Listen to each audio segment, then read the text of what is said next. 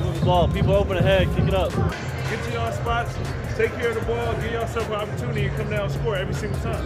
Every time opportunity, knock open that. You know, I know y'all out here competing. At the end of the day, it's a unit thing, but this might be y'all only opportunity. Go out there and compete, do your thing, dog. So the Chicago Bulls.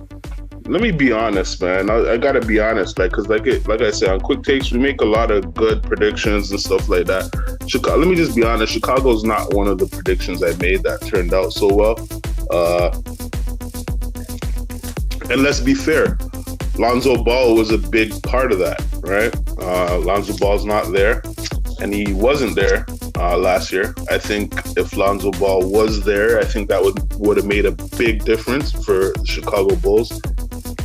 They were missing what he brings to the team and why they brought him onto the team. So that and that trickles down and makes everything complicated, because you want to talk about their play style, which is a big issue, and their identity. Without Lonzo Ball, DeRozan has been the ball handler, and DeRozan likes to have the ball in his hands a lot. You see what I'm saying? And he doesn't really make the best decisions at the right time. And that affects their play style and especially their pace. I think DeRozan slows them down. When they got DeRozan, that's the thing. Because let's just say, okay, let's say DeRozan, Lonzo Ball, and what's his name, Zach LaVine. Let's just say it all worked out, and their big man Vucevic, right? If everything worked out, would DeMar DeRozan be a hindrance to that system? How would DeRozan play in a system with Lonzo Ball, Zach LaVine? Now looking at it, it's tough. I don't see, even though I liked it, and we haven't seen a full season of it, of Lonzo Ball, Zach LaVine, DeMar DeRozan, and Vucevic, but I just don't like it. I don't like it. And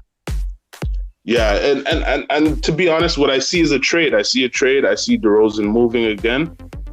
But I think wherever DeRozan goes, that would be his last stop. I think that would be DeRozan's last stop. What about LaVine?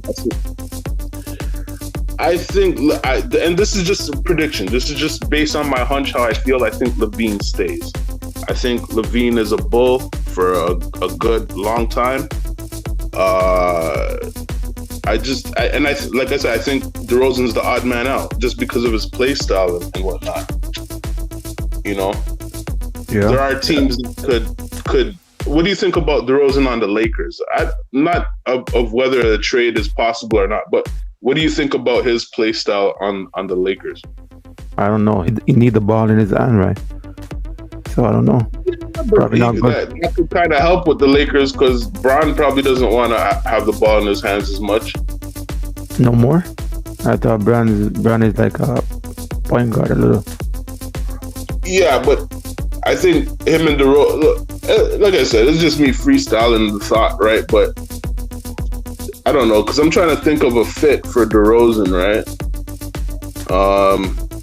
Because did we have the same issue in Toronto? Actually, we kind of did, in terms of holding the ball a little bit too long, knowing when to distribute the ball and how to get other players involved, especially with Valanciunas. That frustrated me a lot, Where does DeRozan fit? And honestly, I love DeRozan, man. I love DeRozan, but I hate to say it. It seems like he might be holding the Bulls back. And if he could I don't know what he could do with his game to make it to where he's more complementary to what the Bulls got going on.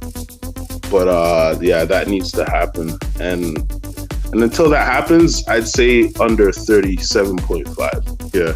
And they got additions, Javon Carter, Torrey Craig. I don't know too much about these guys. That's beyond my pay grade. There's guys who know the game and watch certain players a lot. I haven't really got to see a lot from those guys to make me like, oh man, Javon Carter, Torrey Craig.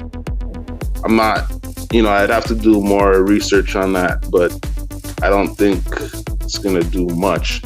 I think what they're trying to do is try to replace what Lonzo Ball offers, but it's it's going to be tough. So I say under 37.5.